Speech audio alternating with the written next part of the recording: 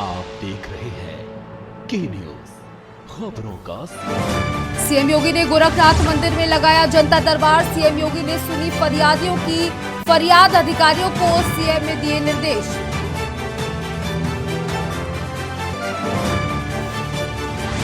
Alaya apartment गिरने का मामला, सीएम योगी ने दिए जांच के आदेश। सपा नेता शाहिद मंजूरी के बेटे पर एफआईआर दर्ज।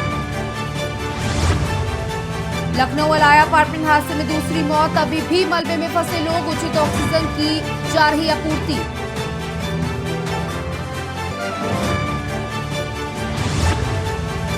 लखनऊ एयरपोर्ट को बम से उड़ाने की धमकी, बीजेपी नेता राकेश सिंह को व्हाट्सएप पर किया मैसेज। लखीमपुर हिंसा के आरोपी आशीष मिश्रा को राहत, सुप्रीम कोर्ट ने दी 8 हफ्ते की अंतरिम जमानत।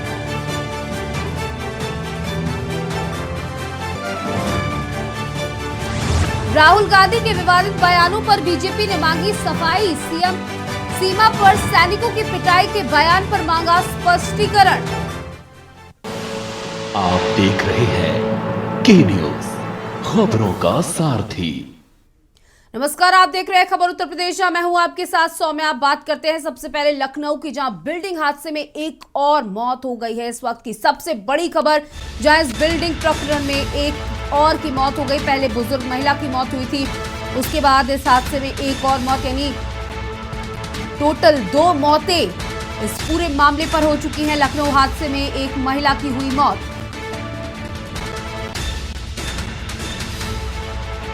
लखनऊ हादसे में दूसरी महिला की भी मौत। सपा प्रवक्ता अब्बास हैदर की पत्नी की भी हुई मौत। अब्बास की मां के बाद पत्नी की भी मौत।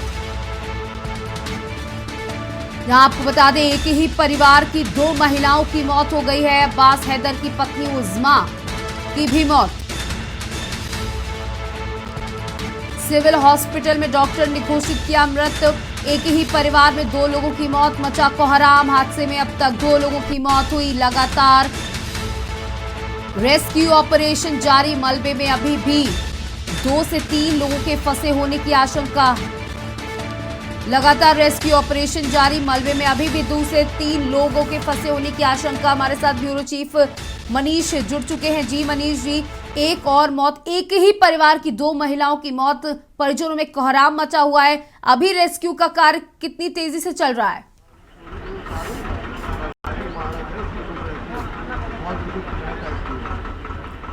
जी मनीष, आप सुन पा रहे हैं?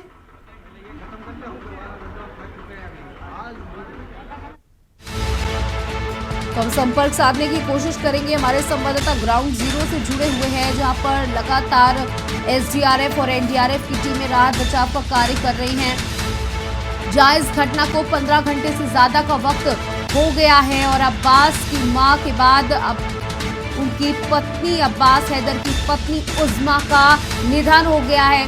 आपको बता दें, 15 घंटे से ज्यादा उन लोगों ने मलबे के अंदर सफर किया, कोशिश की कि किसी भी तरीके से वो अपने आप को चेतन रख सकें, लेकिन जब उनको बाहर निकाला गया और वो अस्पताल तक पहुंची, तब तक उनकी मौत हो चुकी थी।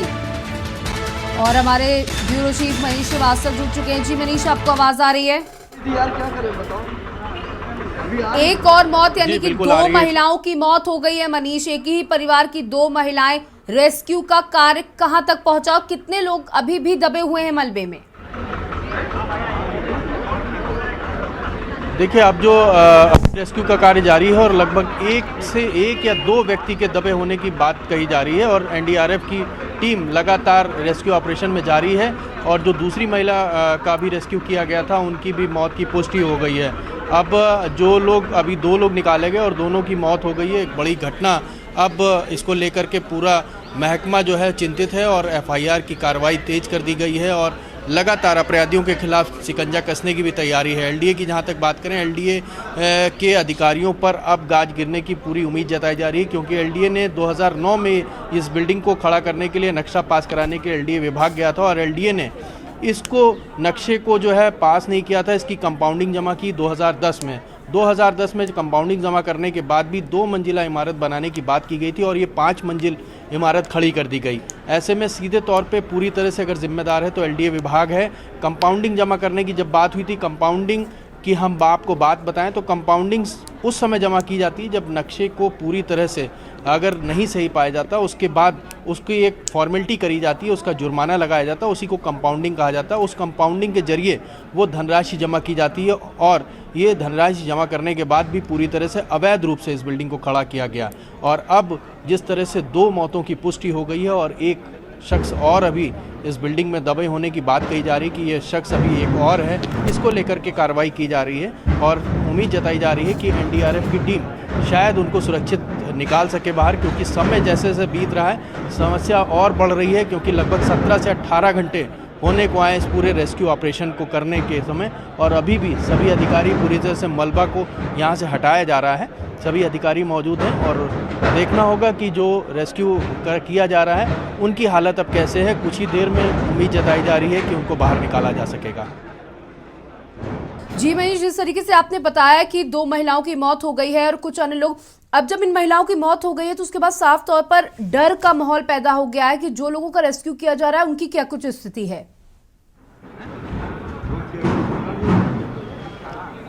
देखिए, जिनको रेस्क्यू किया गया 2 की मौत हो गई, बाकी मरीज़ कोई क्रिटिकल पोजीशन ऐसा नहीं है। अभी तो जो डॉक्टरों की जानकारी मिल रही है उस तरह की किसी की भी क्रिटिकल पोजीशन नहीं बताई जा रही है। लेकिन हाँ, जो अभी 2 घंटे के भीतर जिन लोगों को निकाला गया है उनकी ज़रूर मौत की पुष्टि हो गई है। एक बड़ा एक हादसा बताया जाएगा। अगर हम कहें तो जीशान हैदर जो कांग्रेस पार्टी के जो प्रवक्ता भी रहे हैं और मौजूदा समय में वहाँ से सदस्य भी हैं कांग्रेस के, उनकी परिवार के 2 मौतों की पुष्टि हो गई है। उनकी मदर इन लॉ और उनके छोटे भाई की पत्नी भी। एक ये बड़ी बात हुई है और हमारे साथ एनडीआरएफ की जो टीम है उसको लेकर के जिस तरह से रेस्क्यू किया गया वो हमारे साथ हैं। किस तरह से आप लोगों ने कार्रवाई की? जी देखिए, मैंने यहाँ पे एक छोटा सा अपना कंट्रीब्यूशन किया था कि मैंने एक ऐसी टेक्नोलॉजी बनाई थी जिससे कि मदद से मलबे में फंसे लोगों से हमने कम्युनिकेशन स्टैब्लिश कर लिया था और हमने चिन्हित करना शुरू कर दिया था कि कौन कहाँ पे फंसा हुआ है, क्योंकि उनको खुद नहीं पता होता था कि वो कहाँ पे चले गए इतने बड़े हादसे में। तो ये टेक्नोलॉजी होम ग्रोन है, कल ही हमने बनाई थी अपने प्रयोगशाला में। और कल से लेके अभी तक, जैसे कल की आपको एक घटना बताते हैं, जब हमने ये पहला यूज़ किया था तो एनडीआरएफ एसडीआरएफ ने पूछा था कि नीचे कितने लोग हैं, तो उन्होंने बड़े धीमे से बोला था 3, और फिर पूछा था कि आसपास दीवार पे कोई पत्थर मारिए। अगर ये डिवाइस ना होती तो वो कुछ भी बोलते, नामुमकिन था सुनना। तो उन्होंने कहा कि हम पत्थर नहीं मार सकते क्योंकि दीवार ही नहीं है, हमारे ऊपर पूरी छत गिरी पड़ी है। ये देखिए, मैं आपको बता दूं, ये जो सिस्टम यहाँ पे रोबोटिक टेक्नोलॉजी का जो इस्तेमाल किया गया है, किस तरह से मरीजों को किस तरह से यहाँ के जो फंसे थे हादसे में उनको बाहर निकाला गया है, वो टेक्नोलॉजी अगर रोबोटिक टेक्नोलॉजी ना होती तो शायद अंदाज़ा भी ना हो पाता कि कौन लोग कहाँ पर फंसे हुए हैं। इसके जरिए पूरी तरह से उन पोजीशन को जाना गया, किस जगह पर हैं उनको बताया गया। ये टेक्नोलॉजी का जिस तरह से काम हुआ है वो एक बहुत बड़ा इसमें उपलब्धि मानी जा रही है और ये हमारे साथ सीधे बात करने के लिए खुद टेक्नोलॉजी का जो इस्तेमाल किया गया वो बता रहे हैं इसको विस्तृत रूप से। और बताइए कि कब आपने इस टेक्नोलॉजी को यहाँ पर किस समय आप पहुँचे हैं और किस तरह से आपने काम किया? मैं कल यहाँ 7:30 पौने 8 तक पहुँचा था। 10 मिनट के अंदर मुझे ये पता लग गया था कि यहाँ पे इस तरह की चीज़ अगर आएगी तो एनडीआरएफ एसडीआरएफ को बहुत मदद होने वाली है। और फिर मैं अपने प्रयोगशाला वापस गया, 3.5 से 4 घंटे में इस चीज़ को मैंने क्रिएट किया। वापस आए, पहला ट्रायल शुरू किया क्योंकि ये पहली बार मैंने इस तरह की चीज़ बनाई है, इस तरह की घटना ये पहली बार मैंने देखी है। उसके बाद एनडीआरएफ और एसडीआरएफ को ने जब इसका यूज़ देखा तो वो पूरे टाइम इससे हम लोगों ने यूज़ किया, पूरी रात इसको यूज़ किया, सुबह तक, जब तक हम लोगों ने रेस्क्यू मिशन कंप्लीट नहीं किया। इस चीज़ के प्रयोग से 5 लोगों की जान बचाई गई। अभी मौजूदा हाल अगर आप बात करें तो अभी कितने लोग और दबे होंगे? अभी तो मेरे ख्याल से लगभग सब हो गया, एक और है शायद, और इसका डेटा मुझे ज़्यादा नहीं पता है, वो हो जाएगा। आपकी ये डिवाइस कैसे काम करती है, जरा से इसके बारे में और? जी, ये hyper sensitive audio receptor system है। हम एकदम चैनलाइज ऑडियो स्टार्ट कर सकते हैं। अगर कोई इंसान सांस भी ले रहा है, हम उसके ब्रीदिंग पैटर्न को भी एक्सट्रैक्ट करके ये पता कर सकते हैं कि यहाँ पे कोई जिंदा इंसान है ज़मीन के नीचे दबा हुआ। जिनकी मौत हुई है, क्या उनके बारे में आपको जानकारी हो गई थी कि इनकी हालत क्रिटिकल है या इनको अब दिक्कत हो रही है? कुछ इस तरह की जानकारी हुई इस डिवाइस से? नहीं, इसका नहीं, बस इस डिवाइस से ये जानकारी हुई थी कि जो लोग फंसे थे उन्होंने ये कहा था कि हमारे साथ कितने लोग हैं, तो उस हिसाब से ऑपरेशन शुरू किया था। आगे कैसे क्या है उसमें तो खैर वो अलग ही चीज़ है, बट डिवाइस से लोगों को चिन्हित करके कहाँ पे क्या स्टार्ट करना है उस पे एक कल मिशन। जब आप यहाँ पहुँचे तो लगभग कितने लोगों के दबे होने की सूचना आपको मिल पाई? मैंने सही बताऊँ तो मैंने इस चीज़ को पूछा भी नहीं था, क्योंकि मेरा बस उद्देश्य ये था एक जिम्मेदार नागरिक हेतु कि जितनी जल्दी हो सकता है इस चीज़ को लगा के शुरू करें। तो बस वो चलते गए और 5 लोगों को लगभग 15 से 20 लोग क्या दबे थे कल, जो सूचना पहली बार? मैंने इस सूचना पे बिल्कुल अभी गौर किया जब आपने पूछा। मैंने इस सूचना पे गौर ही नहीं किया था, बस ये था कि जितने लोग मैं निकाल सकता हूँ इसकी मदद से और जितना मैं खुद कंट्रीब्यूट कर सकता हूँ रेस्क्यू मिशन पे मैंने किया। क्या शुभ नाम आपका? मिलिंद राज। आप ही ने डिवाइस? जी मैं रोबोटिक्स साइंटिस्ट। ठीक। तो ये रोबोटिक साइंटिस्ट थे जिनकी डिवाइस की वजह से इस बड़े रेस्क्यू में जो है 5 लोगों को सुरक्षित निकाला गया। उन्होंने जानकारी दी किस जगह पर कौन व्यक्ति फंसा हुआ है, इसको लेकर के पूरी कार्रवाई की गई और इस डिवाइस से बड़ा लाभ मिला है रेस्क्यू में। जी यशी। जी मनीष, जिस तरीके से हम सुन रहे थे उन्होंने कितनी मदद करी और एक जागरूक नागरिक होने के चलते उन्होंने, उनसे किसी ने कहा नहीं था इस मदद के लिए, उसके बाद भी उनके पास जो उपकरण थे उसकी मदद से उन्होंने 5 लोगों की जिंदगी बचाई। देखिए अब 2 लोगों की मौत हो गई है, परिजनों में कहीं ना कहीं बहुत गुस्सा है इस चीज को लेकर के और कार्रवाई भी ताबड़तोड़ की जा रही है। अब आगे की क्या कुछ कार्रवाई होगी, क्योंकि बहुत सारे परिवारों का आशियाना मट्टी पलीत हो गया है, यानी पूरे मिट्टी में मिल गया है। अब आगे क्या है, इस पर कोई निर्देश आए हैं क्या प्रशासन की तरफ से? देखिए अभी जो है ये 3 सदस्यीय कमेटी गठित की गई है, उसको लेकर के मुख्यमंत्री योगी आदित्यनाथ ने साफ तौर से एक निर्देश दिए हैं। रोशन जैकब कमिश्नर लखनऊ के नेतृत्व में ये टीम काम करेगी। इसमें पीडब्ल्यूडी के चीफ इंजीनियर को भी शामिल किया गया है और बहुत जल्द ये कमेटी 1 हफ्ते के भीतर जो है अपनी रिपोर्ट सबमिट करेगी। आपको दिखा दें कि रेस्क्यू एनडीआरएफ का जारी है और देखिए मलबे को हटाया जा रहा है। यहाँ पर लेबर बुला करके पूरी तरह से मलबे को हटाया जा रहा है, साफ़ किया जा रहा है। ये लाइव तस्वीरें हैं, दर्शक देख रहे होंगे किस तरह से बिल्डिंग इमारत खड़ी की गई थी। और सबसे बड़ी बात यह है कि जो बिल्डर है उसके खिलाफ जो उसके निर्माण हैं आसपास इस एरिया में बताए जा रहे हैं, लगभग 8 से 9 निर्माण उसने यहाँ पर खड़े किए हैं। इसी सराउंडिंग हजरतगंज से लेके प्रयागराज रोड के भीतर ये जो है अपार्टमेंट खड़े किए गए हैं यशराज के। और शाहिद मंजूर उस समय वह कैबिनेट मंत्री भी थे और साथ में विधायक थे। हालांकि ये 2009 की बात है, 2009 में ये एलडीए में नक्शा पास होने के लिए गया था इसका, लेकिन जेई, एई और एक्सियन पीडब्ल्यू जो एलडीए विभाग के जो भ्रष्ट अधिकारी हैं उनकी मिलीभगत से ये पूरा स्ट्रक्चर खड़ा हो गया है। किसी पर भी कोई अभी तक गाज नहीं गिराई गई है। उम्मीद जताई जा रही कि इतने बड़े हादसे के बाद जब मौतों की पुष्टि हो गई तो अब शायद एलडीए वीसी या उनके अधीनस्थ जो कर्मचारी हैं उनके ऊपर गाज गिराई जा सके और इसके खिलाफ जो अधिकारी जो दोषी पाए जाते हैं उनके खिलाफ भी एफआईआर दर्ज कराने की तैयारी की जाए। जी यशी। घटना स्थल पर हैं और वहां पर आसपास जैसे कि आपने बताया कि राजधानी के द्वारा जो भी बिल्डर है उसके द्वारा और भवनों का निर्माण किया गया है, आसपास ही कई अपार्टमेंट्स का निर्माण किया गया है, तो वहां पर लोग काफी मौजूद होंगे क्योंकि इस तरीके की घटना हुई है तो लोगों का चैन से बैठना भी बहुत मुश्किल है। लोग वहां पर लगातार जुड़े हुए हैं। क्या किसी से बातचीत हो सकती है जिनके अपार्टमेंट के बिल्डर वही है जो इस अपार्टमेंट का बिल्डर था?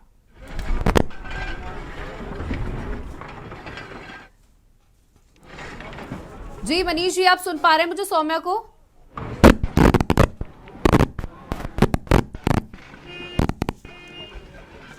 जी मनीष, आप तक आवाज पहुंच रही है मेरी? हाँ हेलो, हाँ सपना।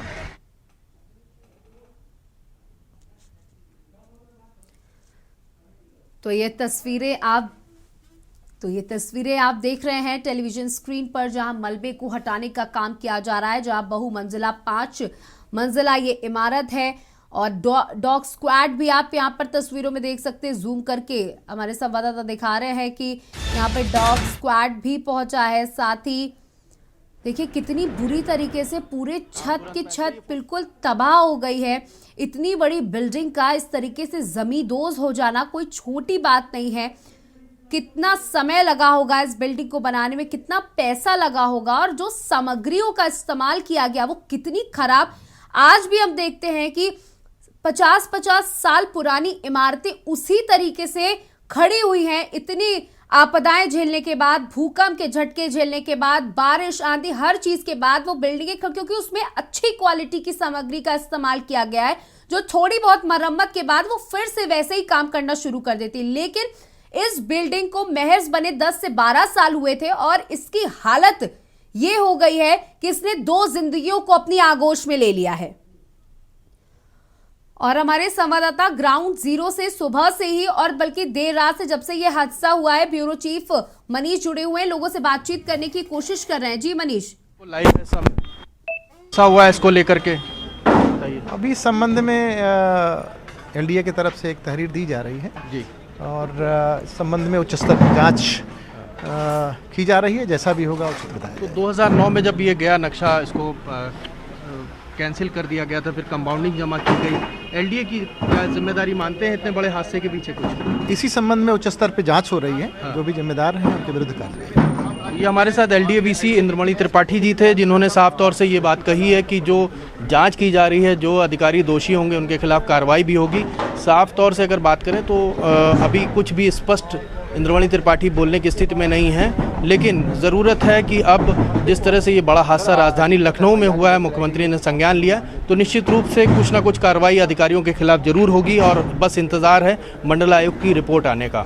जी मनीष, वहाँ आसपास लोग मौजूद हैं, उनसे भी बात करने की कोशिश कीजिए कि अब लोग खौफ में जी रहे हैं। जिन बिल्डिंगों को वो यजदान ने बनाया था, वो लोग बहुत खौफ में होंगे कि इतने छोटे से झटके के बाद ये बड़ी सी बिल्डिंग जमींदोज हो गई। अब उनके अंदर कहीं ना कहीं खौफ होगा। क्या वो सरकार से किसी प्रकार की प्रार्थना कर रहे हैं अपने भवनों को लेकर के? उनसे बात करने की कोशिश कीजिए। ये इतना बड़ा हादसा हुआ है, इस पर आप कुछ कहना चाहेंगे? बहुत ही दुखद हादसा हुआ है। और सबसे बड़ी बात तो ये है कि कुशल नहीं दिख रहा है। आप सोच लो, ये 4वीं 5वीं मंजिल होने के बाद भी है, इसमें ज़मीन से लगभग बहुत ज़्यादा 10 फुट या 15 फुट इसकी हाइट बची है। मतलब लगभग 40 फुट 50 फुट की ऊंचाई रही है इस बिल्डिंग की, और ये जो है जो 10 फुट की ऊंचाई पे रुक गई है। अब इससे आप अंदाज़ा लगा सकते हैं कि अंदर क्या क्या अनहोनी हो गई होगी, तो ऊपर वाला ही बचा सकता है, बाकी तो कुछ समझ में नहीं है। आप यहीं पास में ही रहते हैं? हाँ, मैं यहीं पास में रहता हूँ। तो ये अवैध निर्माण जब हो रहा था, तो क्या इनके लिए आप जिम्मेदार मानते हैं अधिकारियों को और बिल्डर्स को? इसमें सभी लोगों ने, ये तो की बिल्डिंग थी अभी बालू अड्डे के पास, जो जहाँ पे बैंक ऑफ इंडिया कॉलोनी है, वो अपार्टमेंट पूरा गिराया गया है इनका। इवन इनकी नरही में एक हमजा करके बिल्डिंग भी है, जो भी अवैध टाइप की है। तो कोई कार्रवाई आज तक ना हुई है, और भगवान मालिक के आगे होती है कि नहीं होती है। वरना इतनी बिल्डिंग के लिए आप देख लीजिए चारों तरफ से निकास का साधन क्या है, क्योंकि ये पहले बड़ा प्लाट होता था और हमारा इस बिल्डिंग में 1975 से आना जाना था जी। क्योंकि ये जो आप मकान देख रहे हैं, ये हमारे घर का था, इस समय इंग्लैंड में है वो जी। उनके father retired deputy commissioner income tax रहे हैं, वो रहते भी हैं इसी में।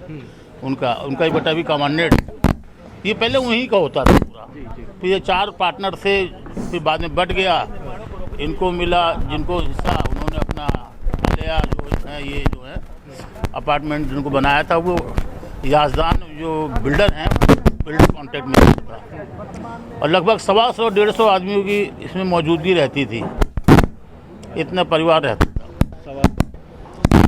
5 मंजिल था ये 5 मंजिल था, बेस में मिला के 5 मंजिल था। जी मनीष जी, आप लगातार बने रहिए वहां पर घटना स्थल पर, हम आपसे जानकारी लेते रहेंगे। लेकिन यहाँ वक्त हो चला एक छोटे से ब्रेक का। ब्रेक के बाद आपसे फिर बातचीत करेंगे। कुछ अपडेट हो तो आप जरूर बताइएगा।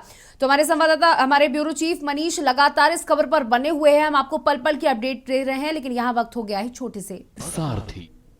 खबर उत्तर प्रदेश में एक बार फिर से आपका स्वागत है। और लगातार हम खबर पर बने हुए हैं। लखनऊ में बिल्डिंग जमींदोज हो गई है। 5 मंजिला इमारत बुरी तरीके से जमींदोज हो गई। साथ ही आपको बता दें, इस पूरी घटना में 2 महिलाओं की मौत की खबर भी सामने आ रही है। और हमारे ब्यूरो चीफ मनीष लगातार जब से घटना हुई है अलाया अपार्टमेंट में, तब से वहां पर बने हुए हैं। 15 घंटे से ज्यादा का समय हो गया है। रेस्क्यू ऑपरेशन जारी है।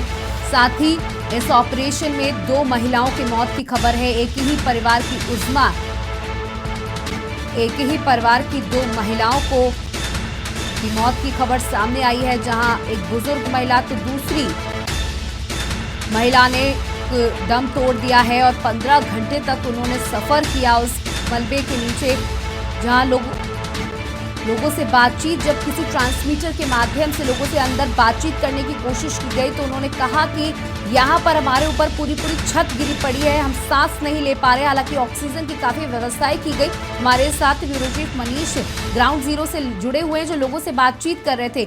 जी मनीष, आपने लोगों से बातचीत की और क्या कुछ पता चला?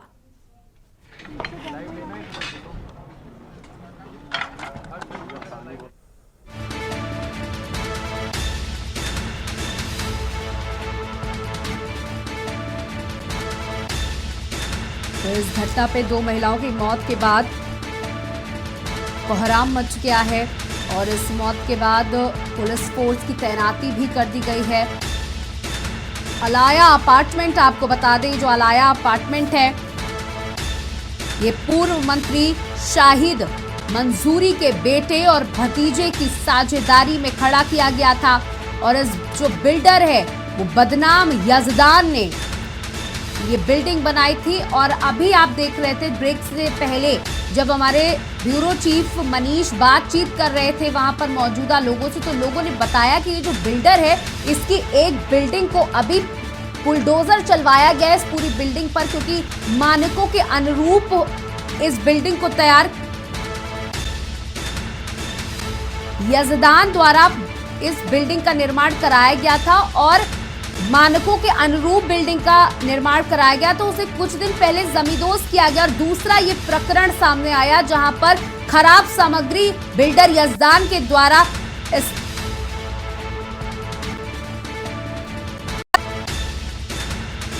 और आपको बता दें कि 5 मंजिला ये इमारत थी, लेकिन मैप के अनुसार एलडीए के द्वारा 2 ही मंजिल तक इसको अप्रूवल मिला था। लेकिन क्योंकि ये पूर्व मंत्री शाहिद मंजूरी की जमीन थी, उनका बेटा और भतीजा इसमें संलिप्त था, तो भ्रष्टाचार अधिकारियों द्वारा इसे स्वीकृत किया गया और 5 मंजिला इमारत तान दी गई और उसका नतीजा इन 150 लोगों को खामियाजा भुगतना पड़ा। आपको बता दें इस बिल्डिंग में, इस अलाया अपार्टमेंट में कम से कम 150 लोग रहते थे, परिवार रहते थे और 2 लोगों की मौत के बाद कोहराम की स्थिति है।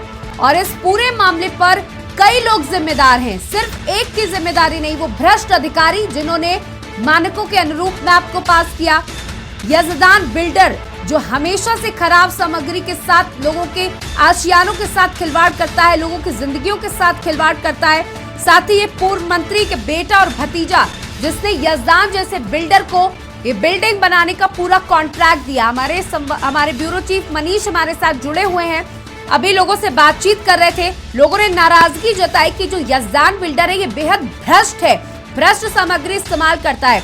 इस पर और लोगों ने क्या कुछ कहा, मनीष?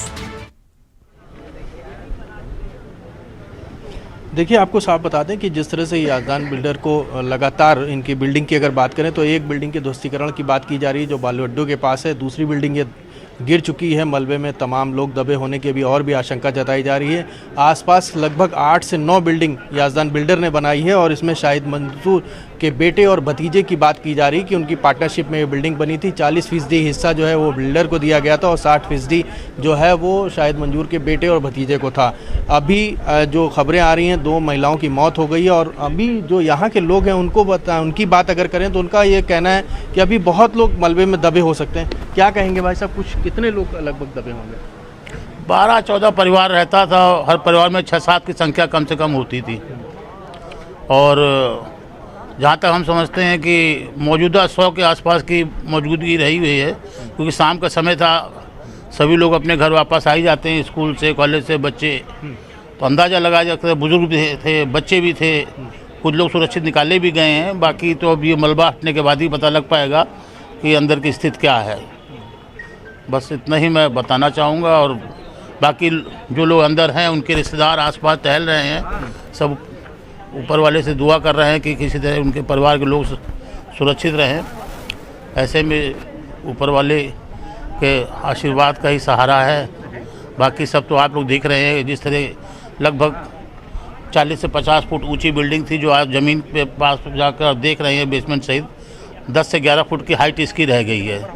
तो एक तरह से ताश के पत्ते की तरह भजभजा के गिर गई है। देखिए, आपको हम दिखाना चाहेंगे कि बिल्डिंग आप देखिए, जो पीछे एक बिल्डिंग दिख रही है जिसकी हाइट उतनी दिख रही है, इतनी ऊंची ये बिल्डिंग थी और ये पूरी तरह से गिरी है। अभी अगर हम बात करें तो लगभग 3 फ्लोर की ड्रिलिंग हुई है और 5 फ्लोर इसमें बताए जा रहे थे। 5 फ्लोर में अभी नीचे तक एनडीआरएफ की टीम नहीं पहुंच पाई। अभी सिर्फ 2 या 3 फ्लोर का मलबा ही हटाया गया है, वहां ड्रिल करके नीचे पहुंचा गया है। अभी अगर नीचे के फ्लोर में, नीचे जो फर्स्ट और सेकंड फ्लोर था, उसमें अगर परिवार रहे होंगे, उनके अभी दबे होने की पूरी संभावना है। हालांकि अधिकारी इस पर कुछ भी अभी बोलने से इनकार कर रहे हैं। किसी ने भी साफ तौर से बोलने को इनकार कर दिया है। ना एलडीए-वीसी कुछ बोलने को तैयार है, ना आला अधिकारी, अभी चाहे डीजीपी की बात करें, तमाम लोग यहाँ पर आए थे, लेकिन अभी किसी ने भी कोई स्पष्ट जानकारी नहीं दी कि इस मलबे के नीचे अभी कितने लोग और दबे हो सकते हैं। जी यशी, बिल्कुल मनीष, रूह कपा देने वाली ये तस्वीरें आप दिखा रहे हैं कि 5 मंजिला इमारत और अभी सिर्फ 2 से 3